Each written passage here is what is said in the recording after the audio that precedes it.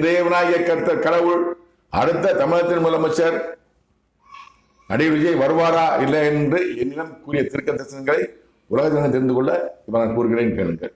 8/1/2026 என்று என் தேவனாகிய கர்த்தர் கடவுள் என்னிடம் கூறிய திருக்க தரிசனத்தை இப்போ நீங்கள் கேளுங்கள். துபே கிரிமா குத்துபே